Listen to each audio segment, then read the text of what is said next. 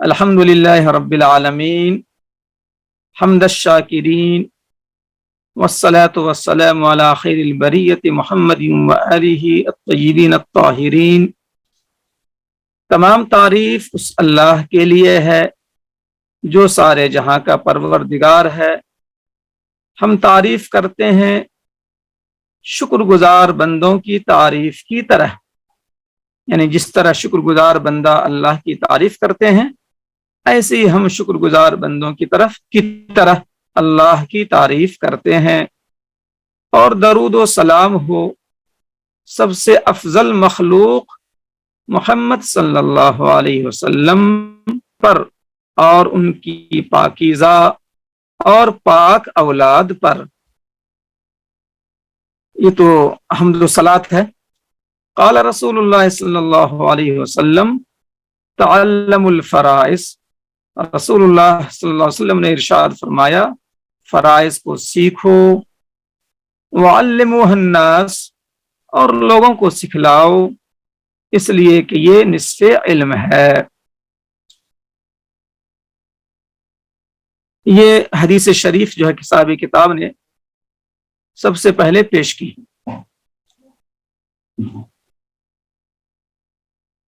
ہاں، اور اس کی وضاحت آپ کے سامنے آ چکی ہے۔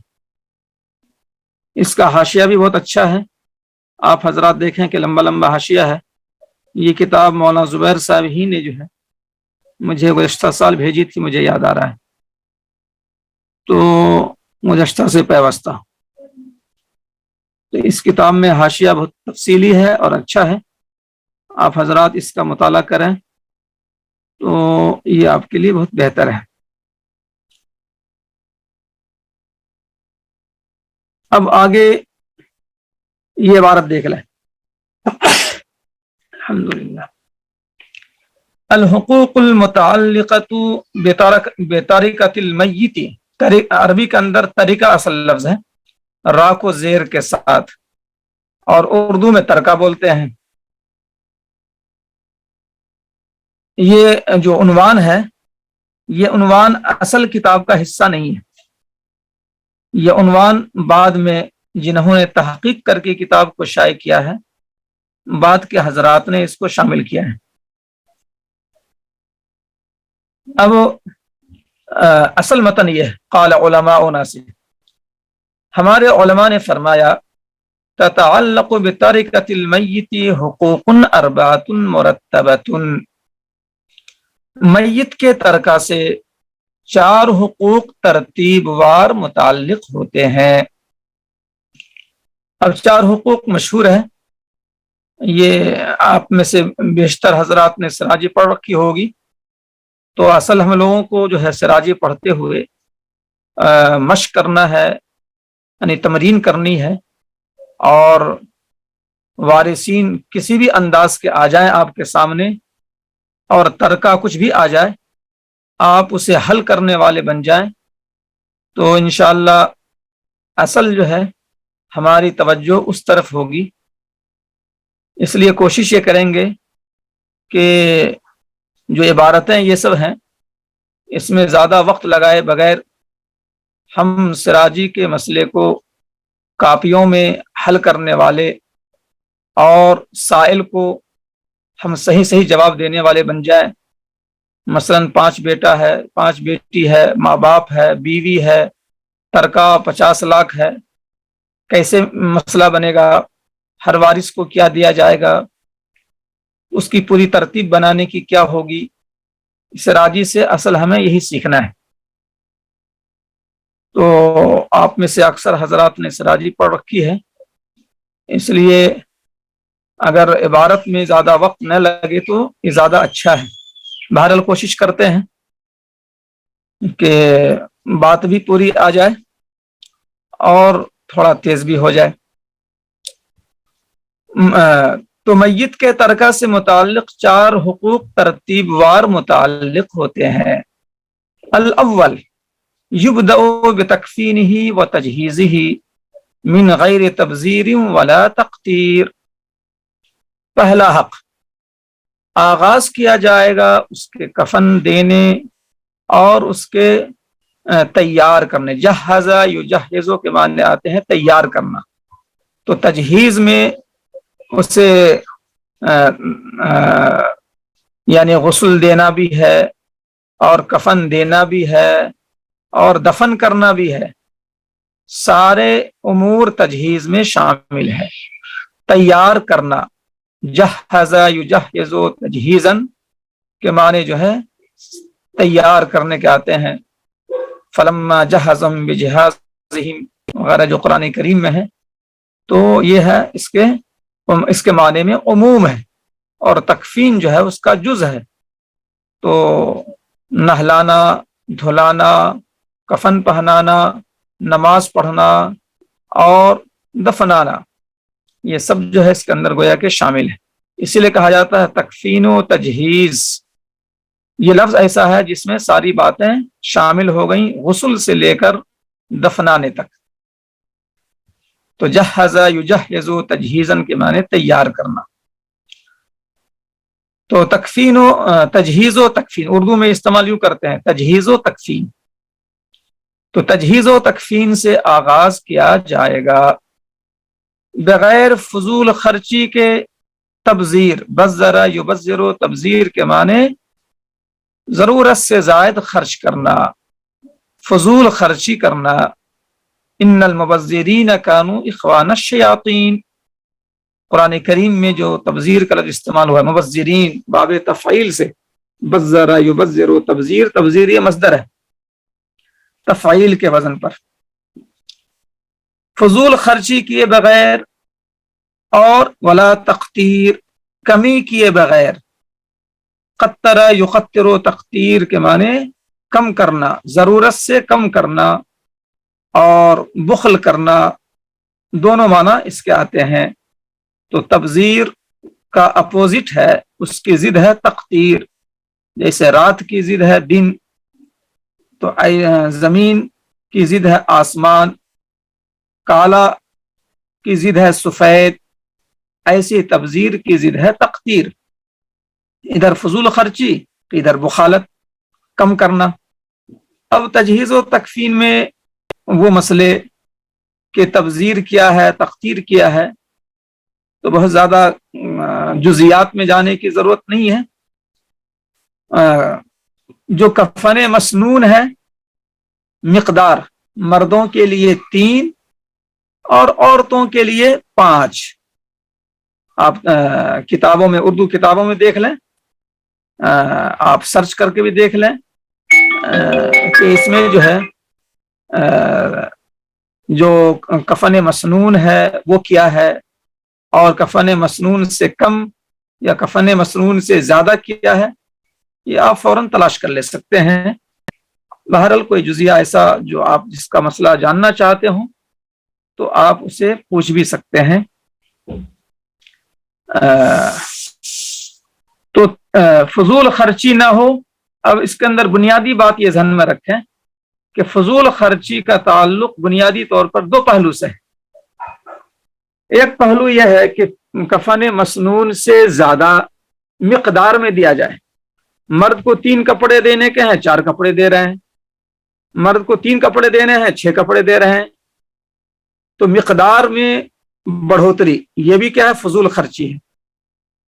اور کپڑے تو 3 ہی ہوں لیکن کیفیت میں فضول خرچی، کیفیت میں فضول خرچی کا مطلب یہ ہے کہ میت نے زندگی میں 100 روپے میٹر والے کپڑے استعمال کیے، زیادہ تر 50 روپے میٹر، 60 روپے میٹر، 100 روپے میٹر، 150 روپے میٹر، 200 روپے میٹر، 250 روپے میٹر، لیکن اب اسے دیا جا رہا ہے کفن میں 2000 روپے میٹر، 1000 روپے میٹر، انتہائی مبالغہ کے ساتھ مہنگا سے مہنگا کپڑا دیا جا رہا ہے، حالانکہ 3 ہی کپڑا دے رہے ہیں، مقدار وہی ہے جو مسنون ہے، لیکن کیفیت کا فرق ہو گیا۔ تو کیفیت کا یہ فرق جو ہے یہ بھی تبذیر میں داخل ہے۔ تو اعلیٰ کوالٹی، ایسی اعلیٰ کوالٹی جس کا وہ زندگی میں استعمال نہیں کرتا تھا، تو اس طرح مبالغے سے بچنا ہے۔ اب جس آدمی کی حیثیت درمیانی کپڑے کی ہے وہ بہت زیادہ مہنگا استعمال کر لے میت کے لیے، یہ بات بھی تبذیر میں داخل ہے۔ تقتیر، اس کے اندر بھی یہی دو باتیں آئیں گی کہ مقدار کے اعتبار سے بخل کرنا۔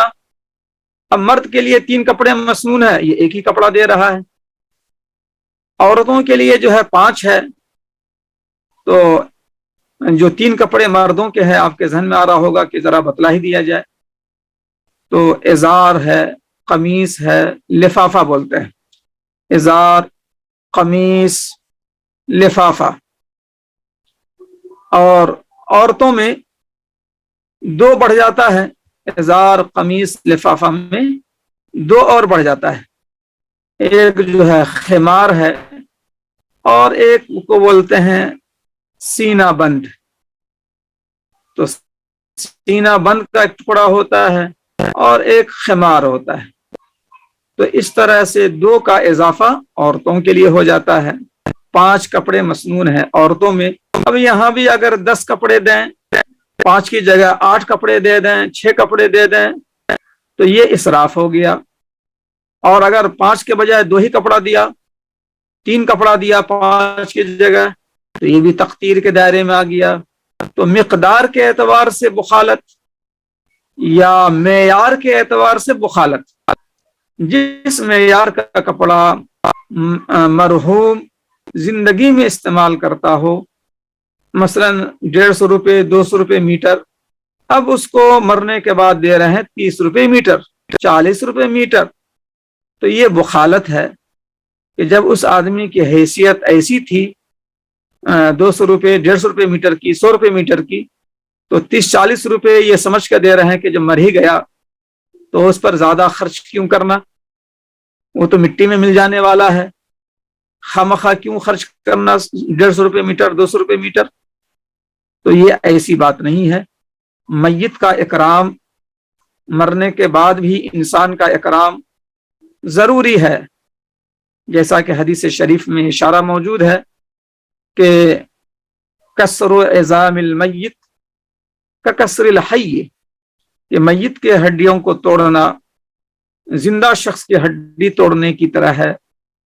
تو بہرحال احترام جو ہے جس طرح زندگی میں ہے، مرنے کے بعد بھی میت کا احترام لازم ہے، اور اسی لیے اذکروا محاسن موتاکم کہا گیا ہے کہ احترام کا یہ حصہ ہے کہ میت کو اچھے اس کے کارناموں سے یاد کیا جائے۔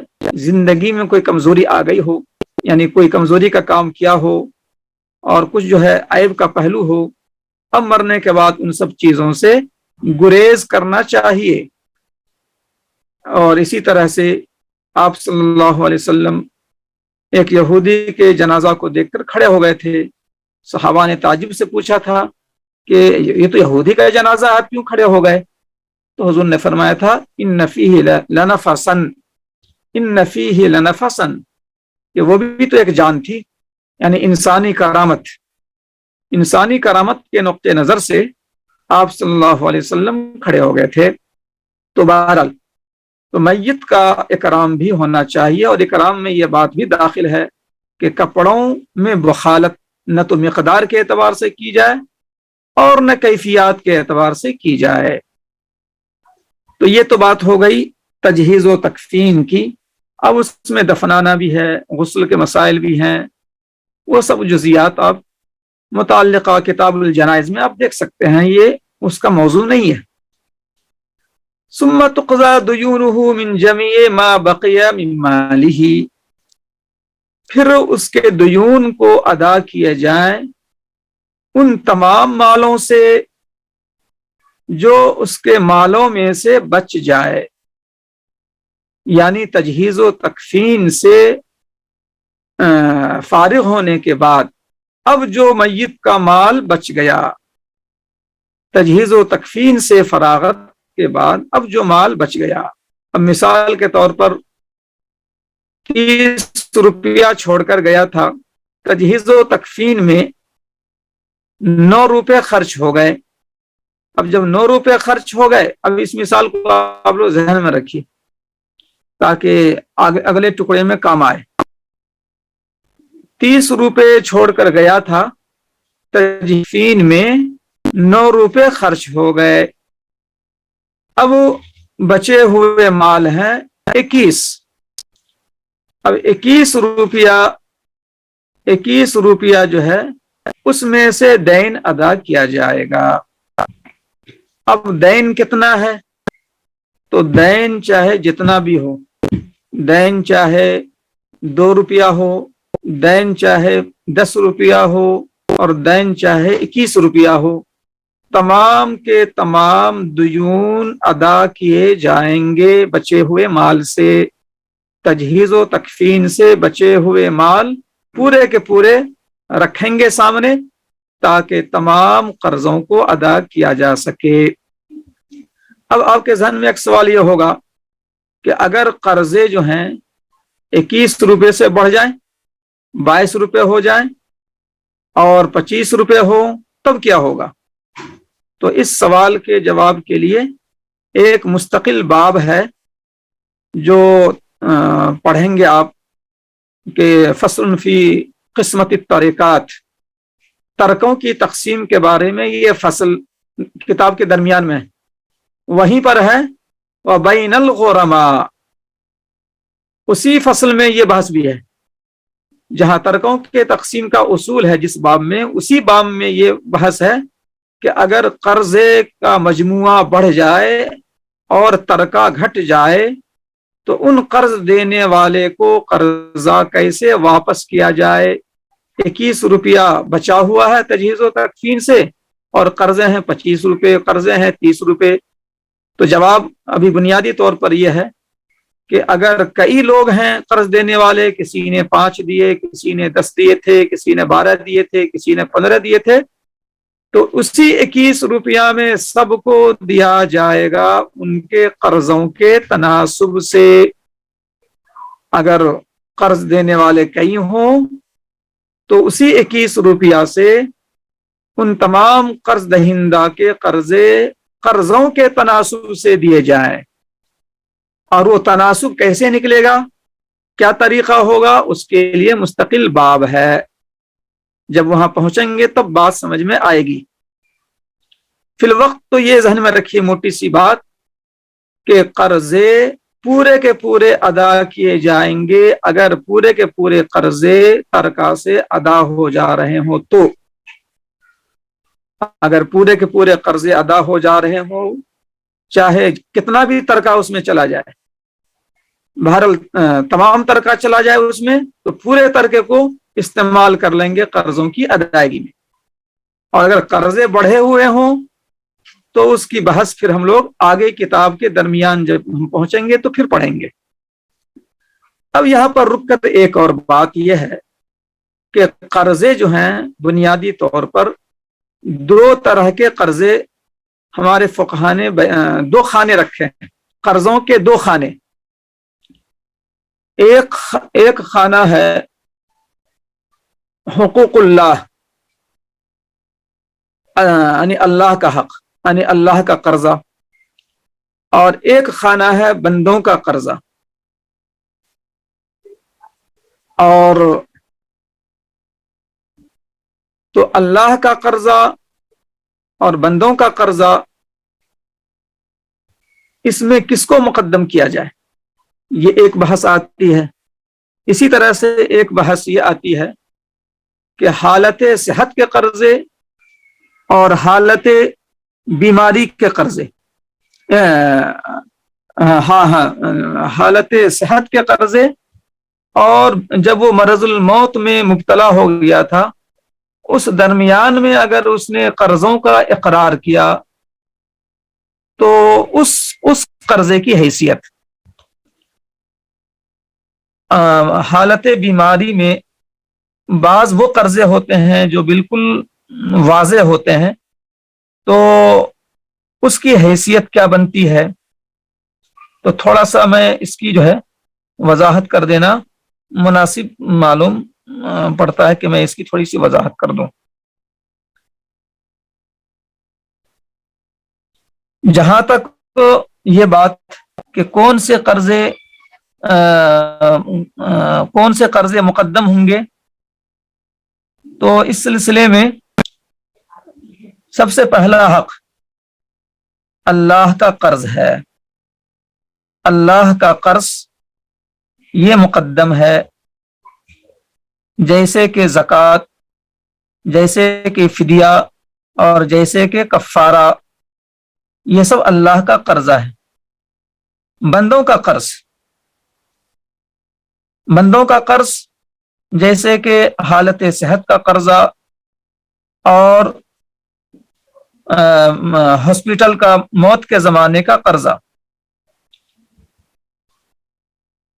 میں نے ایک بات یہ کہی کہ اللہ کا قرضہ جو ہے یہ مقدم ہے، تو مجھے تھوڑا سا کنفیوژن ہو گیا. اللہ کا قرضہ جو ہے وہ اصل میں نمبر 3 پر چلا جاتا ہے. اللہ کا قرضہ جو ہے وہ نمبر 3 پر چلا جاتا ہے، یعنی وصیت والے میں. وہ کیسے؟ اس کی وضاحت یہ ہے کہ اللہ کے قرضے جس کی میت نے وصیت کی ہو اس کی ادائیگی واجب ہوتی ہے. اللہ کے قرضے جس کی میت نے وصیت کی ہو اس کی ادائیگی واجب ہوتی ہے. تو اب وصیت کی بنیاد پر وہ نمبر 3 میں چلا گیا. اب کوئی شخص زکوٰۃ ادا نہیں کیا 2 سال کی، کوئی شخص جو ہے کفارہ ادا نہیں کیا، کفارے قسم، اور وہ مر گیا. تو اب سوال یہ ہوتا ہے کہ اس طرح زکوٰۃ کی ادائیگی وارثین کریں گے. 2 سال 4 سال 5 سال سے زکوٰۃ ادا نہیں کی گئی. اسی طرح سے کفارے قسم جو ہے 2 قسمیں 3 قسمیں توڑی اور کفارہ جو ہے اس نے ادا نہیں کیا. اب وارثین کو فکر ہو رہی ہے کہ میں اب کیا کروں، میت پر تو زکوٰۃ واجب تھی، زکوٰۃ فرض تھی، 2 سال کے 3 سال کی زکوٰۃ ادا نہیں کیا، اس پر 2-3 کفارے تھے ادا نہیں کیا. اب ہم لوگ کیا کرنا؟ اب وارثین سوچ رہے ہیں. تو اس سلسلے میں آپ ذہن میں رکھیں کہ اگر میت نے مرنے سے پہلے وصیت کی ہے یا نہیں کی ہے، دو بات ہو گئی. اگر میت نے وصیت کی ہے تو پھر اس وصیت کو نافذ کریں گے تہائی مال میں. تو بہرحال یہ وصیت کے دائرے میں بات چلی گئی نمبر 3 میں، اور وصیت جو ہے تہائی مال میں نافذ کی جاتی ہے. تو گویا کہ حقوق اللہ والے قرضے جو ہیں وہ نمبر 3 میں چلے گئے. میں نے اس کو جو ہے حالت صحت کے قرضوں سے بھی قوی قرار دیا تھا، وہ چوک ہو گئی تھی، اس کو آپ لوگ ٹھیک کر لیں. حالت صحت کے قرضے یعنی بندوں کے قرضے جو ہیں بہرحال وہ اس کی ادائیگی مقدم ہے، اور اللہ کے قرضے جو ہیں اس کی ادائیگی نمبر 3 پر چلی جاتی ہے. تو اب میں نے یہ بات کہی آپ کے سامنے کہ اللہ کے قرضے کی وصیت کی ہے یا وصیت نہیں کی ہے. وصیت اگر کی ہے تو نمبر 3 پر معاملہ چلا گیا. وصیت نہیں کی ہے تو اس سلسلے میں بنیادی بات ذہن میں رکھیں آپ کہ وصیت اگر نہ کی ہو تو اب وارثین کے ذمے اللہ کے ان قرضوں کو ادا کرنا واجب نہیں ہے. اللہ کے ان قرضوں کو جو میت پر قرضے ہیں ان کو ادا کرنا واجب نہیں ہے، بلکہ وارثین کی اپنی رضامندی پر ہے. اگر وصیت کی ہے تو پھر نمبر 3 پر معاملہ چلا گیا. یہ ایک بنیادی بات آپ ذہن میں رکھیں. اب وصیت نہ کی ہو تو وارثین کی مرضی پر ہے، یہ بات آئی. اب یہاں پر تھوڑی سی اور وضاحت کروں کہ وارثین میں کچھ بالغ بھی ہوتے ہیں کچھ نابالغ بھی ہوتے ہیں. تو اگر تمام وارث بالغ ہیں تب تو کوئی دقت کی بات نہیں ہے، تمام وارثین بالغین کی صف میں ہیں، تو وہ سب آپس کے سمجھوتے اور مرضی سے میت پر عائد تمام زکوٰۃ، تمام کفارات وغیرہ، فدیہ، رمضان کا فدیہ وغیرہ، یہ تمام کے تمام ادا کر سکتے ہیں. یہاں تک کہ تمام وارثین نے فیصلہ کر لیا کہ سارے کے سارے ترکے ختم ہو جائیں، پھر بھی ہم میت کے اوپر جو قرضہ ہے اللہ کا ہم ادا کریں گے. اگرچہ کہ میت نے وصیت نہیں کی، اگرچہ کہ میت نے کوئی اس طرح کی ہدایت وارثین کو نہیں دی، پھر بھی وارثین کی سعادت کی بات ہے کہ انہوں نے اس بات کو اپنے ذمے لے لیا نفلاً تبرعاً کہ ہمارا باپ مرنے کے بعد کسی طرح کی تکلیف میں نہ رہے، تمام قرضے اللہ کے ادا کریں گے۔ تو پھر یہ وارثین کے پر گویا نفلی طور پر یعنی وارثین کے لیے گنجائش ہے، مستحسن ہے کہ وہ سب بالغین ہیں تو اللہ کے ان قرضوں کو ادا کر دے اپنے طور پر، اپنی مرضی میں، چونکہ میت نے وصیت نہیں کی ہے۔ تو یہ وارثین کے لیے سعادت کی بات ہو گئی۔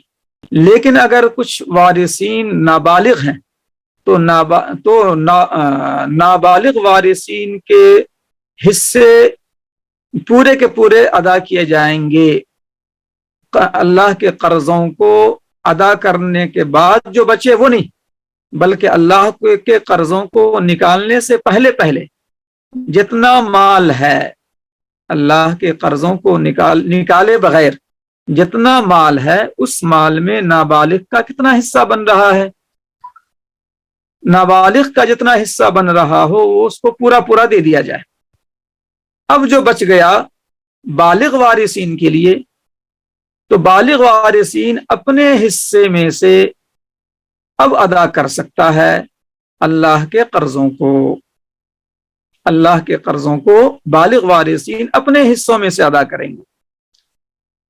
تو اللہ کے قرضے کے بارے میں 3 باتیں آپ کے سامنے آئی بنیادی طور پر۔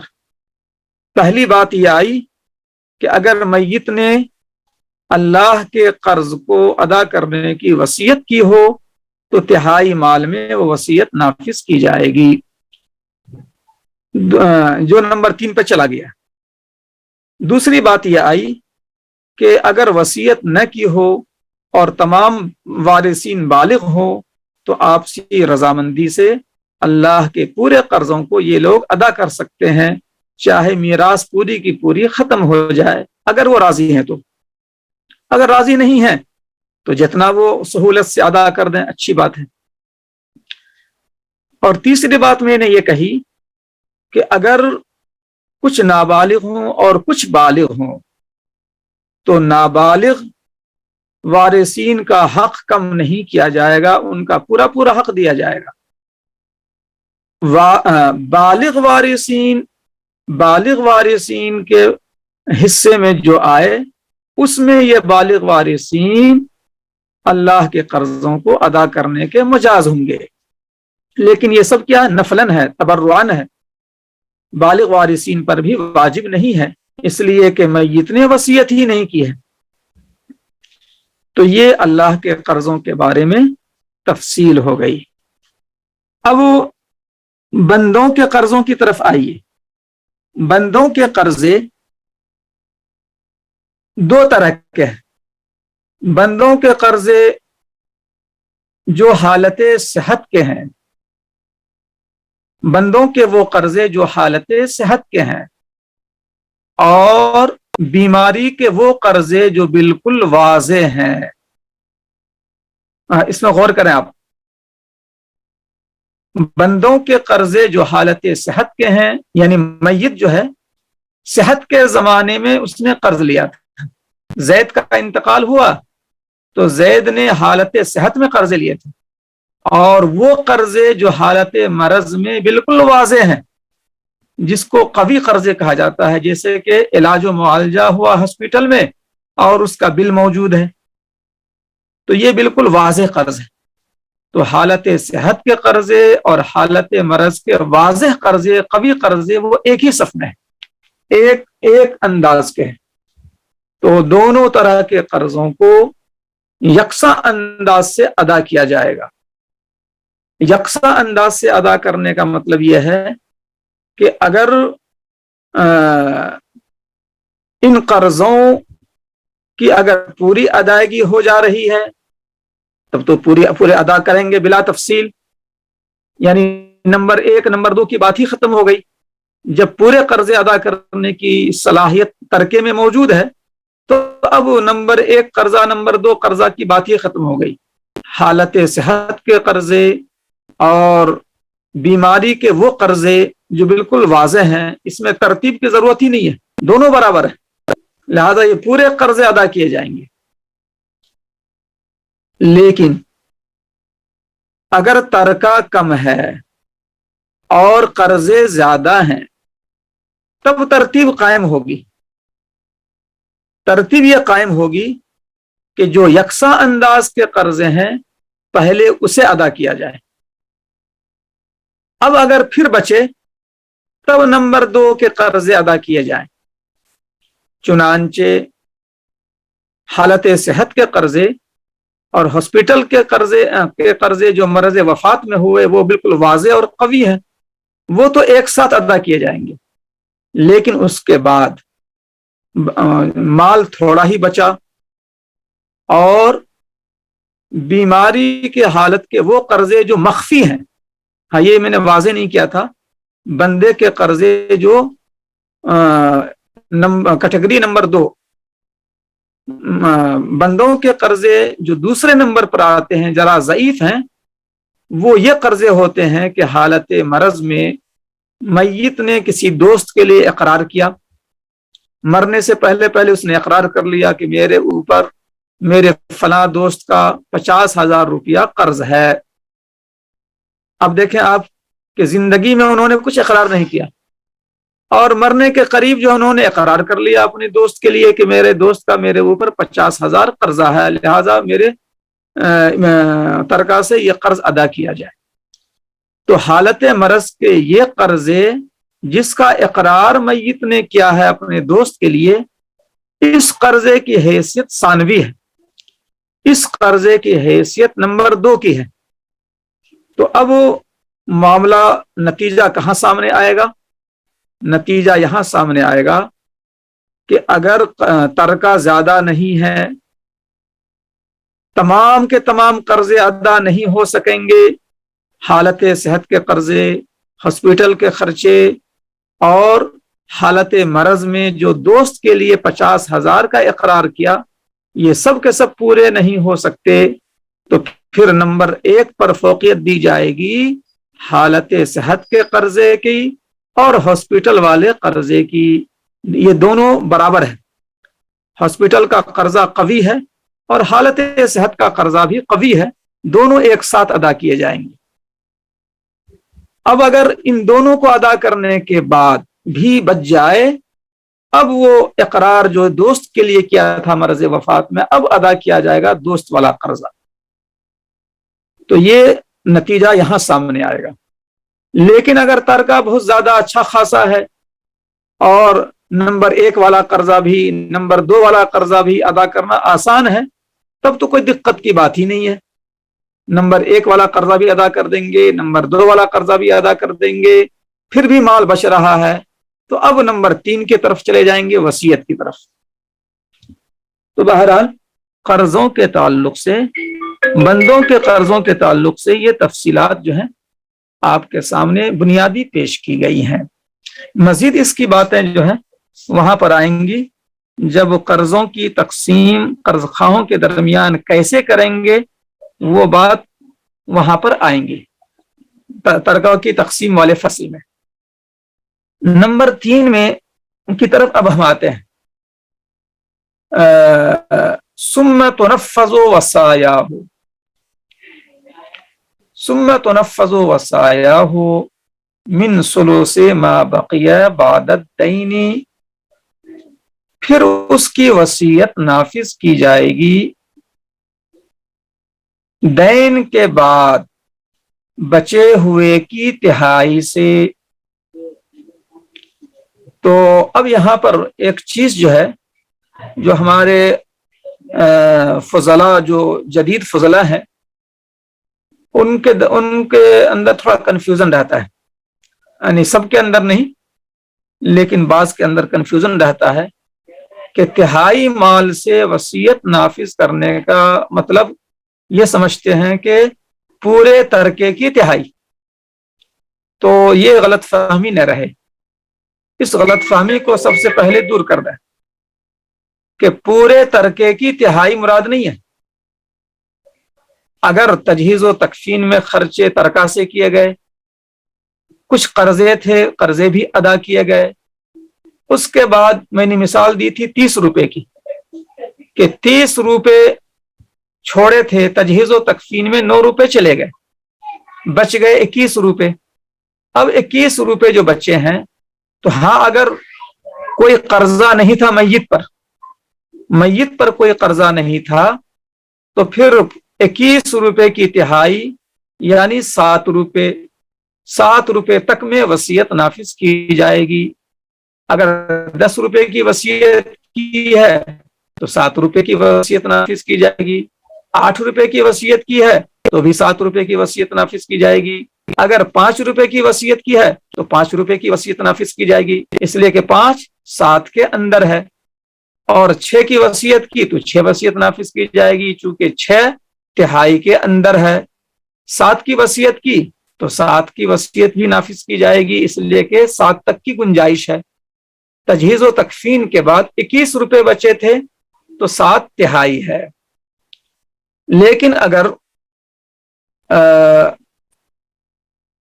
قرضہ جو ہے کچھ تھا اس کے اوپر، فرض کر لیجئے کہ 3 روپیہ قرضہ تھا، 3 روپیہ قرضہ اس کے اوپر تھا جس کو ادا کیا گیا تجہیز و تکفین کے بعد، تو 9 روپیہ تجہیز و تکفین کا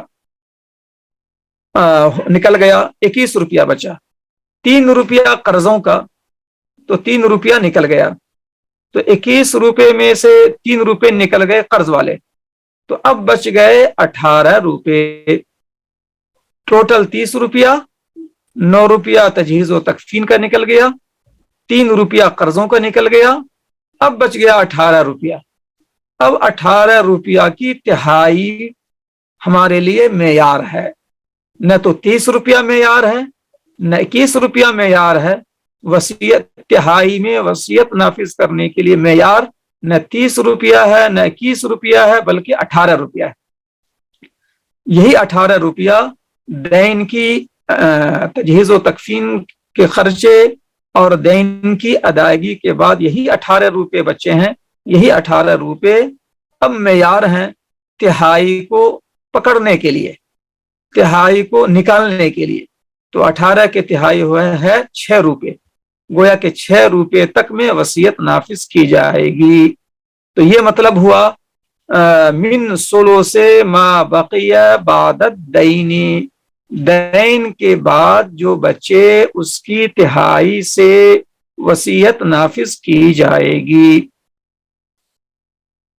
تو اب عام طور سے قرضے وغیرہ نہیں ہوتے ہیں، وصیت بھی عام طور سے میت کی نہیں ہوتی ہے، تو اس لیے سیدھے فتوے میں کبھی کبھی لکھ دیا جاتا ہے کہ اگر وارثین نے 50,000 چھوڑے ہیں اور اتنے بیٹے اتنے بیٹی ہے تو 50,000 کو ان کے درمیان اس طرح سے تقسیم کر دیں گے کہ 50,000 میں بیٹے کو اتنا بیٹی کو اتنا مل جائے گا، پورا 50,000 بانٹ کے بتلا دیا. تو ایسا کیوں ہوتا ہے؟ ایسا اس لیے ہوتا ہے کہ تجہیز و تکفین کے خرچے کو کوئی وارث اپنے ذمے لے لیتا ہے اور اپنی سعادت سمجھتا ہے کہ ترکہ سے کیوں جو ہے تجہیز و تکفین کے خرچے کیے جائیں، میں کیوں نہ اس میں بڑھ چڑھ کر حصہ لوں. تو کوئی وارث جو ہے اپنے لیے سعادت سمجھتا ہے اور خرچے خود کر لیتا ہے. اسی طرح سے میت پر کوئی دین نہیں ہوتا ہے، اسی طرح سے میت نے کوئی وصیت نہیں کی ہوتی ہے، تو اس طرح 50,000 پورے کے پورے ترکے ان کے بیٹے بیٹیوں کے درمیان تقسیم کر دیے گئے. نہ تجہیز و تکفین کے خرچے نکالے گئے، نہ قرضے والی بات سامنے آئی، نہ وصیت والی بات سامنے آئی. لیکن اصولی طور پر ہمارا جواب جو ہے یہ ہونا چاہیے، کبھی بھی فتویٰ لکھیں تو ہمارے اس فتوے میں آغاز یہیں سے ہونا چاہیے کہ اگر میت کی تجہیز و تکفین پر خرچے ہوئے ہوں تو وہ ان پر کوئی قرض ہو تو اس کی ادائیگی، اور کوئی وصیت کی ہو تو تجہیز و تکفین اور قرضوں کی ادائیگی کے بعد بچے ہوئے مال کی تہائی میں वसीयत नाफिज करने के बाद अब बचे हुए माल को वारिसीन के दरमियान तकसीम किया जाएगा। नंबर 4 पर वारिसीन के दरमियान नंबर 4 पर माल को तकसीम किया जाएगा। नंबर 1 पर तजहीज़ व तकफीन, नंबर 2 पर कर्जों की अदायगी और नंबर 3 में तिहाई माल में वसीयत का निफास। नंबर 4 में माल को वारिसीन के दरमियान तकसीम करने वाली बात। तो ये जो है ताबीर फतवे में होनी चाहिए। और इसके लिए जो है बाज़ हजरात एक गाढ़ी ताबीर इख्तियार करते हैं फतवे में कि बशर्ते सेहत, जैसे सवाल किया गया कि एक शख्स मरा और उनके दो बेटा है, दो बेटी है, माँ बाप है, 50,000 कैसे तकसीम करेंगे? तो अल जवाब बिल्लाहि तौफीक बशर्ते सेहत सवाल बाद अदाए हुकूक मुतक़द्दिमा अलल इर्स व अदम मवाने इर्स, तरका के इतने हिस्से किए जाएंगे, बेटा और बेटी को इतना, माँ बाप को इतना इतना दिया जाएगा। तो आपने देखा कि ताबीर क्या इख्तियार करते हैं बाज़ हजरात, बाज़ मुफ्तियान जो मैंने देखे हैं, बड़े बाज़ मुफ्तियान भी, कि बशर्ते सिहत सवाल बाद अदाए हुकूक मुतक़द्दिमा अलल इर्स, यानी मीरास की तकसीम से पहले जो हुकूक मुकद्दम है, यानी इजमाल के साथ पेश कर दिया, बाद अदाए हुकूक मुतक़द्दिमा अलल इर्स। नंबर 4 में जो मीरास की तकसीम है वारिसीन में, उससे पहले जो 3 हुकूक मुकद्दम है उसकी अदायगी के बाद, ये मतलब हुआ बाद अदाए हुकूक मुतक़द्दिमा अलल इर्स व अदम मवाने इर्स। इसका ताल्लुक जो है वारिसीन से है कि वारिसीन जिसको हम दे रहे हैं, अगर कोई माने शरई नहीं है, जैसे कोई कातिल नहीं है, कोई गुलाम नहीं है, कोई काफिर नहीं है, और वारिसीन में चूंकि काफिर होना माने में से है, कातिल होना माने में से है, तो गुलाम होना माने में से है, ये 3 चीज मवाने में से है। तो वादम मवाने इर्स, तो देखा आपने कितनी गाढ़ी ताबीर होती है बाज मुफ्तियान की। तो ये नंबर 3 पर हो गया, दैन की अदायगी के बाद बचे हुए माल की तिहाई से वसीयत नाफिज की जाएगी। अब वसीयत जो है, ये वसीयत अब इसमें बराबरी है कि वसीयत चाहे वो जैद अमर बकर के लिए करे, वसीयत वो मदरसे के लिए करे, वसीयत वो मस्जिद के लिए करे, वसीयत वो ज़कात की अदायगी के लिए करे। ये मैंने जो है, जो अल्लाह के कर्जों को जब वसीयत की गई हो उसकी अदायगी की, तो नंबर 3 पर चला जाएगा। ये बात मैंने जो कही थी अभी, तो अब वो बात फिर दोबारा आ गई कि अल्लाह के कर्जों की जो वसीयत की गई, नंबर 3 पर बात आ गई। अब वसीयत जो है, चाहे वसीयत ज़कात की अदायगी की हो, वसीयत चाहे मस्जिद में देने की हो, मदरसे में देने की हो, ज़ैद अमर बकर खालिद को देने की हो, ये सारी वसीयतें बराबर हैं। लिहाजा अगर ये तमाम की तमाम वसीयतें तिहाई माल में मुमकिन है, तो तिहाई माल में पूरी की पूरी वसीयत नाफिज की जाएगी। ज़ैद अमर बकर के लिए वसीयत नाफिज की जाएगी, मस्जिद के लिए वसीयत नाफिज की जाएगी, मदरसे के लिए वसीयत की थी वो भी नाफिज की जाएगी, बकिया ज़कात की अदायगी की वसीयत की थी, कफ़ारे कसम की अदायगी की वसीयत की थी, ये तमाम के तमाम वसीयतें नाफिज की जाएंगी अगर तिहाई माल से ये पूरा का पूरा हो रहा हो। अगर तिहाई माल से पूरा का पूरा न हो रहा हो तो तमाम वसीयतों को उसके तनासुब से अदा किया जाएगा। तिहाई माल से सारी वसीयतें कुछ न कुछ नाफिज की जाएंगी। कोई वसीयत जो है 5 रुपए की थी, कोई वसीयत 3 रुपए की थी, कोई कफ़ारे में मसलन 3 रुपए खर्च हो रहे थे, मस्जिद के लिए जो वसीयत थी वो 5 रुपए की थी, ज़ैद अमर बकर के लिए जो वसीयत थी वो 6 रुपए की थी।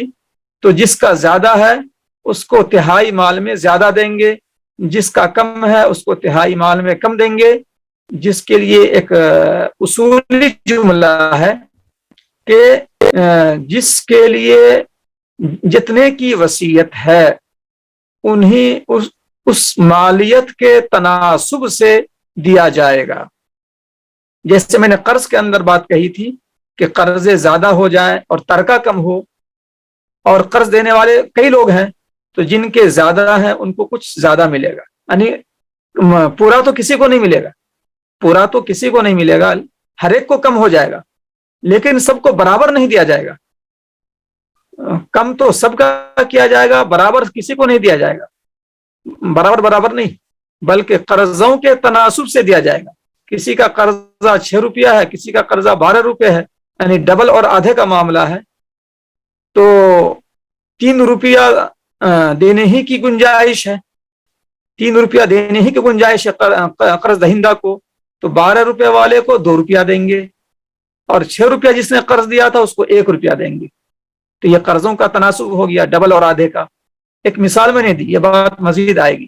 ایسی ہی وصیت کے نافذ کرنے کے اندر بات ہوگی کہ کفارے کی ادائیگی میں 12 روپے خرچ ہو رہے ہیں، اور زید و عمر بکر کے لیے وصیت جو ہے وہ اس کے لیے 6 روپے خرچ ہو رہے ہیں، اور وصیت نافذ کرنے کی گنجائش خالی 3 روپے کی ہے، تہائی جو ہے خالی 3 روپے آ رہے ہیں۔ ایک مثال میں دے رہا ہوں، آپ اس مثال کو ذہن میں رکھیے کہ تہائی مال میں وصیت جو ہے نافذ کرنے کے لیے خالی 3 روپے بچ رہے ہیں۔ ایک وصیت کو نافذ کرنا کفارے قسم میں 12 روپے خرچ ہونے والی بات ہے، اور زید عمر بکر خالد کے لیے 6 روپے والی بات ہے، تو پھر کفارے کے اندر جو ہے گویا کہ ڈبل والا معاملہ ہے، اور زید و عمر بکر کے لیے آدھا والا معاملہ ہے۔ لہذا 3 روپے میں سے 2 روپے کفارے کی طرف چلے جائیں گے، اور 1 روپے کی وصیت جو ہے زید عمر بکر خالد کے لیے چلی جائے گی۔ تو وصیتوں کو نافذ کریں گے اس کے تناسب سے، جس چیز کے لیے وصیت کی گئی اس کی مالیت دیکھ کر اس کے تناسب سے وصیت نافذ کریں گے، بشرطے کہ تہائی مال میں پوری وصیت نافذ نہ کی جا سکتی ہو۔ بہرحال یہ سب امکانی شکلیں ہیں، بہت دور کی شکلیں ہیں، اب تک جو ہے میرے سامنے اس طرح کی مثال نہیں آئی ہے کہ وصیت جو ہے نافذ کرنے میں تہائی مال کافی نہیں ہو رہا ہو۔ تو یہ بہت دور کی مثالیں ہیں، امکانی شکلیں ہیں۔ تو اگر بات واضح نہ ہوئی ہو تو انشاءاللہ کل جو ہے بورڈ پر بھی اس کو مزید واضح کر دیں گے۔ تو آج جو ہے یہیں پر ہم اس جملے کو دوبارہ پیش کر کے بات کو ختم کریں گے، چونکہ ہمارے پاس 9 بجے جماعت ہے، اور 55 پہ 56 پہ جو ہے یہ درس جو ہے ختم ہو جائے کرے گا روزانہ، تاکہ میری 9 بجے کی جماعت نہ چھوٹے۔ تو یہ آخری جملہ پھر میں عرض کر کے بات کو ختم کرتا ہوں کہ وصیت جو ہے یہ تہائی مال میں نافذ کی جائیں گی، اور وصیت میں اللہ کے قرضوں کی وصیت کی گئی ہو، بندوں کے لیے وصیت کی گئی ہو، یہ تمام کے تمام برابر ہیں تنفیذ وصیت میں۔ اور ایک بات جو ہے میں بھول جاؤں گا کہ تہائی مال وصیت والی بات جو ہے یہ کہاں سے لی گئی؟ تو یہ حدیث شریف سے لی گئی ہے کہ وصیت اگر زیادہ کی بھی کرے تو تہائی میں کیوں نافذ ہے؟ اگر آپ سے سوال ہو تہائی میں کیوں نافذ ہے تو اس کا جواب یہ ہے کہ رسول اللہ صلی اللہ علیہ وسلم نے سعد بن ابی وقاص رضی اللہ تعالیٰ عنہ سے کہا تھا، جن کو ایک ہی بیٹی کا معاملہ تھا، تو ایک ہی بیٹی وارثین میں سے وہ وصیت کرنا چاہ رہے تھے، تو وہ پورے مال کی وصیت کرنا چاہ رہے تھے، تو حضور نے منع فرما دیا کہ پورے مال کی وصیت زیادہ ہے۔ تو سعد بن ابی وقاص رضی اللہ تعالیٰ عنہ نے کہا کہ اللہ کے رسول آدھے مال کی وصیت، تو اللہ کے رسول نے فرمایا تھا کہ آدھا بھی زیادہ ہے، یعنی اسے منع فرما دیا۔ تو انہیں کہا کہ اللہ کے رسول 1/3 مال کی وصیت کر جاؤں، تو اللہ کے رسول نے جو ہے یہاں اجازت دے دی، لیکن یہ بھی فرمایا الثلث والثلث کثیر، یعنی تہائی کی اجازت دے کر اشارہ کر دیا کہ یہ بھی زیادہ ہے۔ مورث کو چاہیے کہ پورے کے پورے تہائی کی وصیت نہ کرے تو اچھا ہے، یہ اشارہ ہے۔ تو حضور نے باضابطہ تہائی کی اجازت دے دی، اس لیے تہائی کی تک گنجائش ہے، ورنہ تو تہائی کو بھی زیادہ حدیث میں کہا گیا ہے۔